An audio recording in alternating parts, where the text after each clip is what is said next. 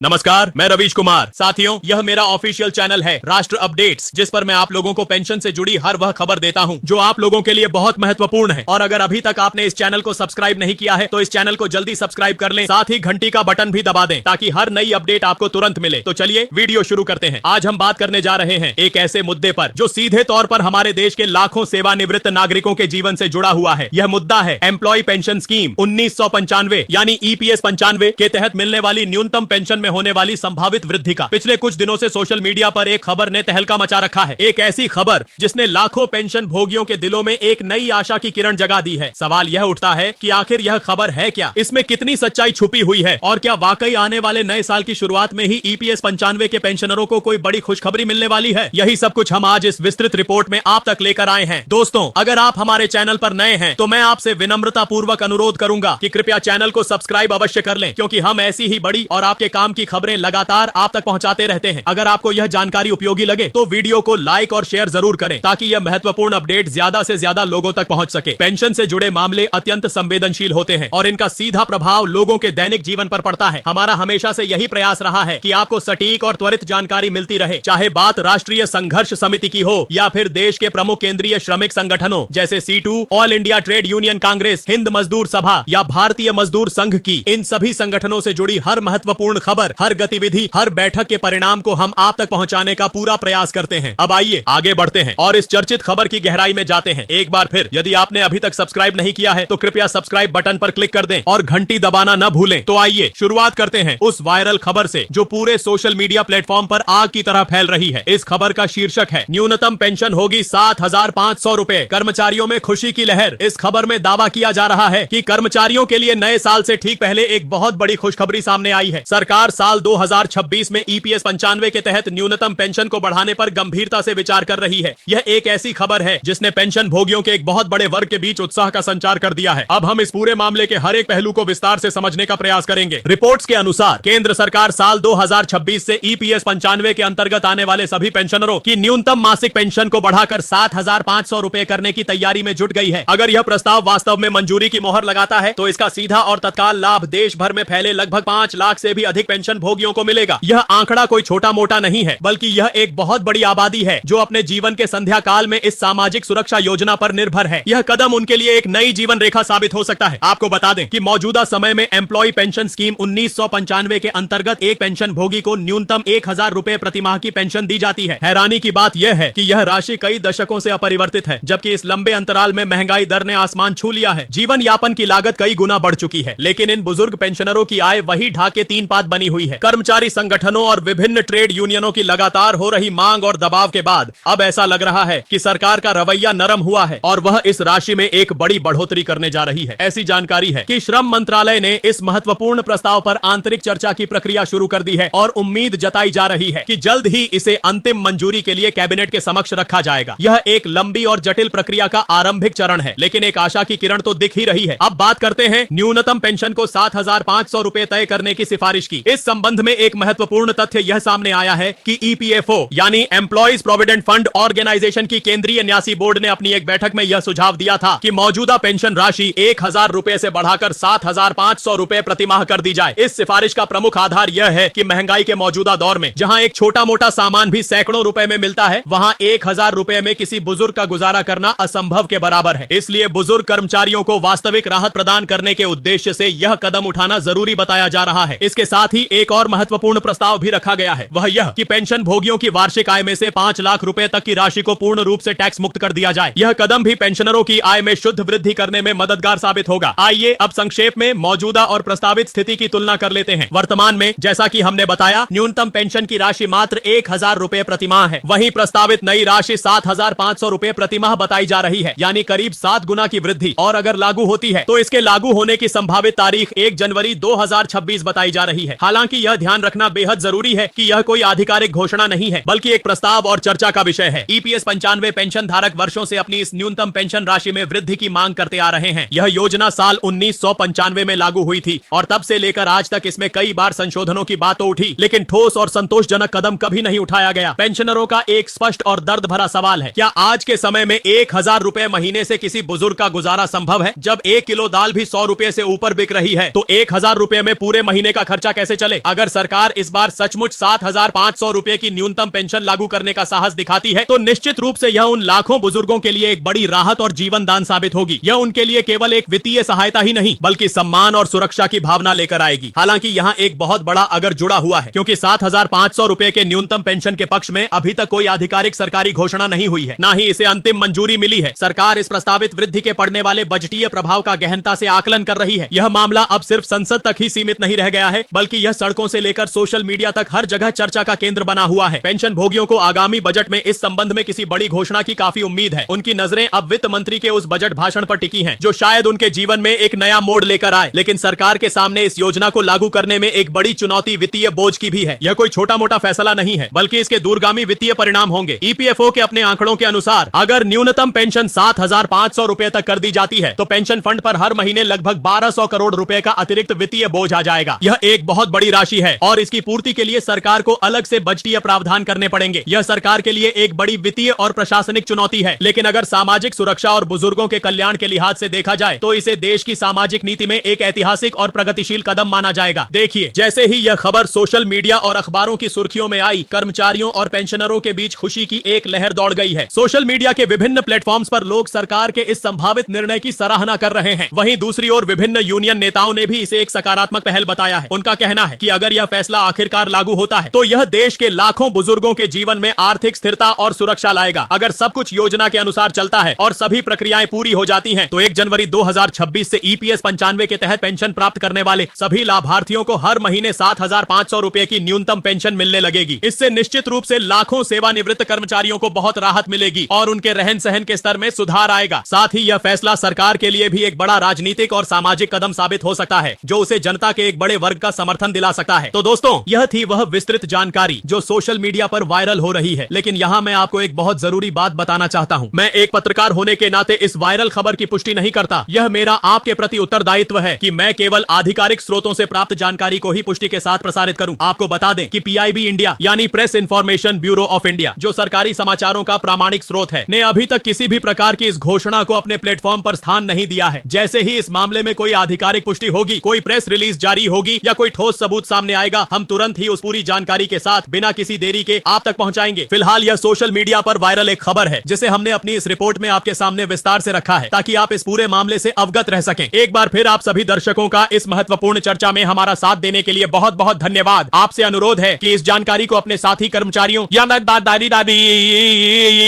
रिश्तेदारों और उन सभी लोगों के साथ जरूर शेयर करें, ताकि वे भी इस संभावित विकास से अवगत हो सकें। हमारे चैनल राष्ट्र अपडेट्स को सब्सक्राइब करना और घंटी के आइकन को दबाना बिल्कुल ना भूलें, ताकि आप ऐसी ही अहम अपडेट से वंचित ना रह जाएं। हम अगली खबर तक आपसे विदा लेते हैं।